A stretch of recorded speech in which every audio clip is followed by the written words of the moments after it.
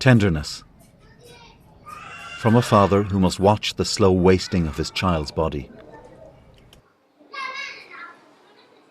Yahya Eskif, aged 11, was wounded in an airstrike, his stomach ripped open. ضرب الصاروخ ما سمعت صوت ولا صوت طيارة بس إشي جرن مربطة وحدا رفعني فوق ونزلني عم يتمهلوا وصار غبرة. Yahya is trapped by the siege, a child starving because of the damage to his bowel and the absence of proper nutrition, and constantly wary of new bombing.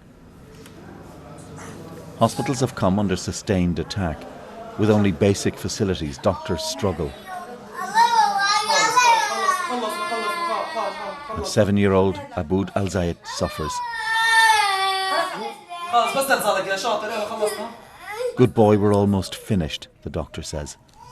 ومع استمرار هالحالة والحصار وما نقدر نرسل الريف ممكن إذا تحركت الشظية تؤدي لشلل تام للأسف. Aboud is taken home.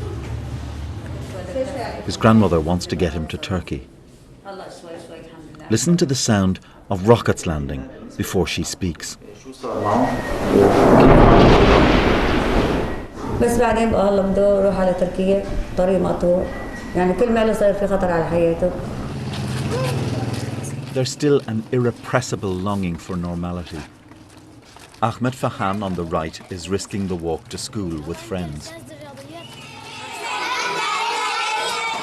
The children are now taught in the basement, in the hope they might be safer from falling bombs. But really, nowhere in East Aleppo is safe. Ahmed knows this. He's already lost a close friend. كنا نروح على المدرسة في الصبح يعدي علي يصرخ لي نروح نشتري لبعضنا كاسات سحلب ونروح على المدرسة. إذا ما عنده هو قلم أنا أعيره، إذا ما عندي أنا دفتر هو يعيرني. كانت أيام حلوة كتير. Aleppo's agony began 4 years ago, but it has escalated dramatically. The city's east is a claustrophobic hell from which there is now no escape. Before the latest encirclement, many fled, children losing their homes and country. We met some of them in Lebanon's Bekaa Valley. How are they supported? The siege represents just the first encirclement, because even if they manage to escape Aleppo, the children face a new trap. Those who've crossed the mountains from Syria behind me and arrived here in Lebanon find themselves carrying the trauma of war in a world where they're hemmed in by poverty.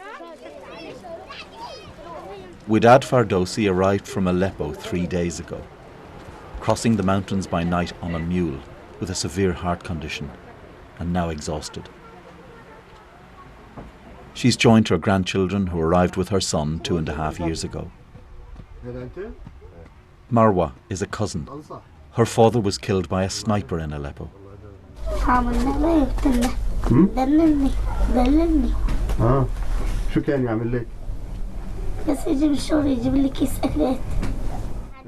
This is the paradox of memory. It offers comfort and pain. The old Aleppo family, where parents were strong, has been upended. Abdul Fattah cannot work because of injury.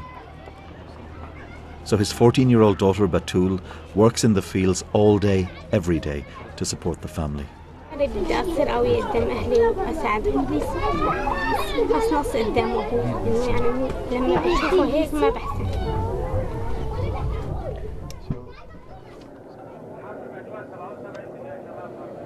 Cluster bombs, bunker busters, barrel bombs, phosphorus bombs.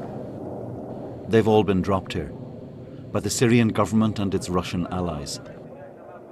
106 children have been killed in just over a week. The Kremlin says rebels are deliberately using populated areas and rejects claims Russia is carrying out war crimes. We are taking, as I said, most strict precautions to make sure that we don't hit civilians by any chance. If this happens, well, we are very sorry, but we need to investigate each and every accusation. I've never seen anything so blatant as these kinds of attacks upon children. Everybody knows that as long as this kind of attacks with these massive explosive weapons takes place, children will be killed. It cannot be denied that this will be the result, so these attacks should stop immediately. There are enough treaties, laws and promises to protect these children. The trouble is that nobody with power cares to obey or enforce them.